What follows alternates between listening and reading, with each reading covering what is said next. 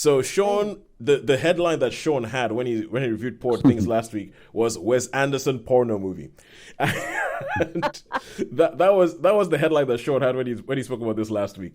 And I watched Poor Things earlier this week, and Sean, I see what you say. I see what you say because it's kind of like very heightened reality, like Wes Anderson. It's Yes. very heightened reality. It's very almost like fairy tale kind of thing, like Wes Anderson. However, because this is Yorgos Lanthimos, I feel like it's dirtier than a Wes Anderson film. And I'm not just talking about the nudity there. I mean, like even the screen, the world doesn't feel as clean or as pristine or as well presented as a Wes Anderson film. But I understand what you're saying about it. With it's a fantasy world. It has elements of our world because it starts off obviously in London, but it isn't really London because they have trams, but the trams in this film are like in the sky and all that kind of stuff. Very early on in the film, you have the Willem Dafoe character, and he sat down at the table and he has this sort of contraption that he attaches to his stomach because of stuff that happened to him when he was a kid. And then he eats, and then he sort of like leans his head back and lets out this sort of like burp, and like a bubble comes out of his mouth and then floats up in the air and then pops. And so it's very, very stylized. There's bits of it that are in black and white. There's bits of it that are in color. I can't figure out which. I don't think that there's any real rhyme or reason to what's in black and white, what's in color. There's bits that are filmed with like a sort of vignette lens where there's just a circle and everything is sort of like distorted. I don't know why those are done in any particular way. And at the end of the film, I was left kind of going, okay, that was all right. That was cool. It was a little bit cruel, but I'm not entirely sure what they're saying.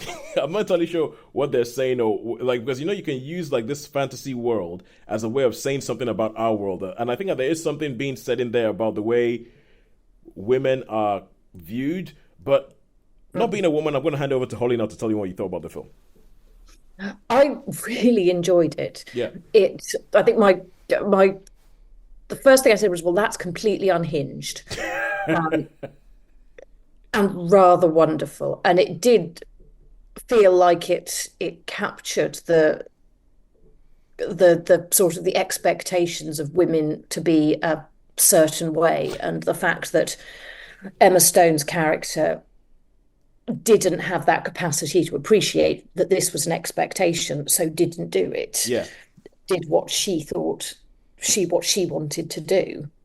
Very much captured the why is, this is, from the most simplistic level, this is, the base position of what I would like to do. Well, not but she Yes. would like to do, so she's going to do it. Yes. And society stands back in some ways in horror, as is very neatly captured by Mark Ruffalo's character. By the way, Mark Ruffalo is brilliant in this film. Superb. He is Absolutely superb in it. he is so dumb in this film. He's so perfectly formed. I've never seen him do anything like this before. He's brilliant in this film. And does sort of personify, he projects onto her what his expectations of her are. Yeah. I mean, I think that there's a long discussion you can have about this film. A bit like you're talking about Zone of Interest, Sean. Like, there's a lot of discussion you can have about this film, about going into what it's saying about women. Like, there is something to say about the fact, because basically it's about a grown woman gets a baby's brain put into her body, and then throughout the film, this baby brain sort of catches up with the body that it's in.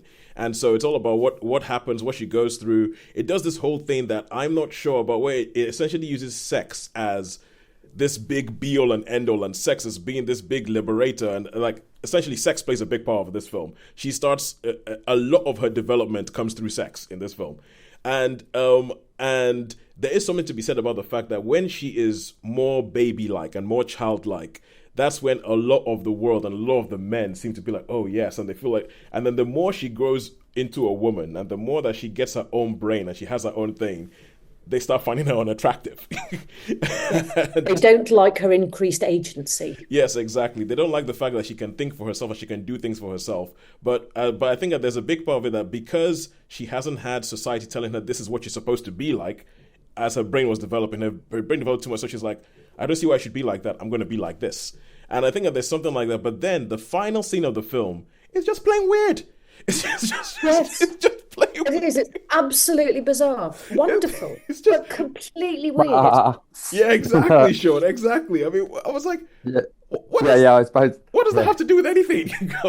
Like, I think that's probably the enjoyment of it is it has sort of nothing to do with anything other than a weird neatness to it.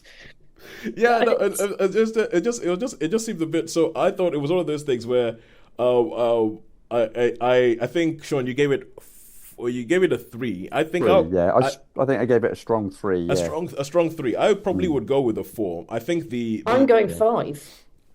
yeah, I think Ooh. the performance of Emma Stone is definitely a very very good performance, especially in the early bits. Because seeing as I have a toddler and a 4 month old in my house, there's bits in the performance I'm like, yeah, yeah, I've experienced that. Yeah, that's my. And I was thinking she's done that really well. She's captured something about a 3 year old right there, and I think her performance is so good that she the way she changes throughout the film feels totally natural, and by the time it gets to the end, I've forgotten that she was like that at the beginning, and I'm like, oh my god, yeah. And it's almost like a magic trick that's been done in front of you, and you don't realize how the magic has been gone. So I do think it's a very very good performance, which is I think the best actress Oscar is a two-horse race from everything I'm hearing between her and Lily Gladstone from Killers of the Flower Moon. So it's but we'll see what happens. But yeah, so I think that's the feedback. I would give it a four. Holly would give it a five. Anyway, we'll say go watch it and make up your own mind because it's that kind of film. It is, although I have to say, a lot of people have mentioned about the amount of time Emma Stone spends naked in the film, and that's been like a thing that you can't get away from it. I didn't think it was as much as people were making No, out. I did not. I did. I Yeah, I did not think it was as much as people were making out. Even though I'm not a big fan of nudity in films, I didn't think it was as much as people were making out. no, I'm relatively indifferent to nudity in films, but I'm also not like a particular. I'm not a fan of it Yeah. personally, but I didn't think it was. I didn't think the nudity was gratuitous. In Oh no, fact, I thought, it was very matter of fact. It was almost salacious. There's some bits where the nudity is actually I think is supposed to be off-putting. yeah, What about the bordello?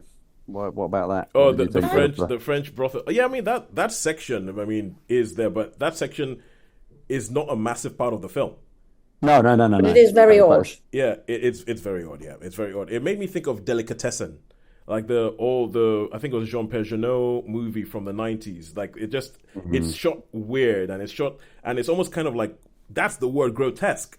That whole sort of Yeah, brothel sequence is kind of like almost sort of like grotesque, and it sort of revels in the fact that all these people are coming in and all sort of shapes and sizes and piercings and tattoos and all that, and it's a little bit grotesque. It's a little bit that's the only word I just keep coming back to.